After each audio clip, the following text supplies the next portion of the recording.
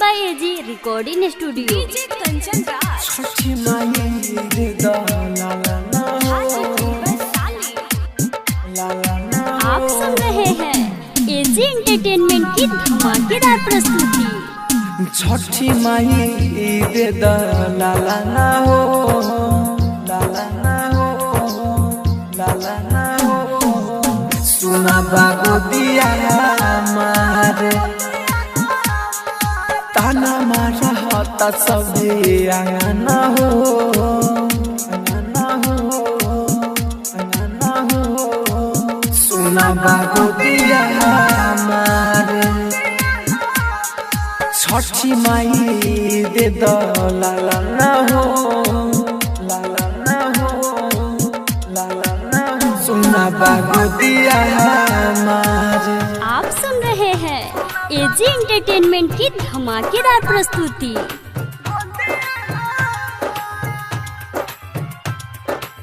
छठी माई दे दो ला ला ना हो ला ला ना हो।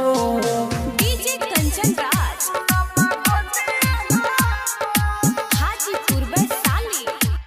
छठी माई दे दो ला ला ना हो। Mix by AG recording studio. ई छठी माई रोइया चारा भीरे लागता ससुरा में लाज।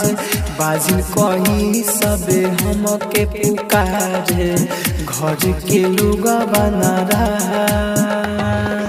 घर लागेला सुना दे दाना माई हो मुना। घर लागेला सुना दे दाना माई हो मुना। हंसता सब ई लोगवा हो लोगवा हो लोगवा हो। रहता बानी हमला चार छठी माई दे दो ला ला ना हो।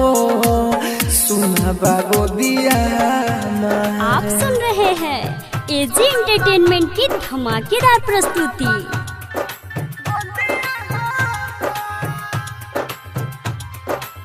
छठी माई दे दो ला ला ना हो ला ला ना हो। डीजे कंचन राज हाजीपुर वैशाली। छठी माई दे दो ला ला ना mix by AG recording studio.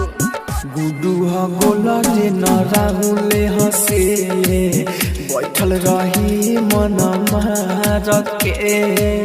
ई छठी माई मोर भर दबो दिया करब हर त्योहार के। पानी में पानी हम खार हमारा पकारा विचार। पानी में पानी हम खार हमारा पकारा विचार। सोची सोची के मन पागल बा पागल बा पागल बा। पाई ना अपन संभार छठी माई दे दो ला ला ना हो। सुना बागो दिया mix by AG recording studio.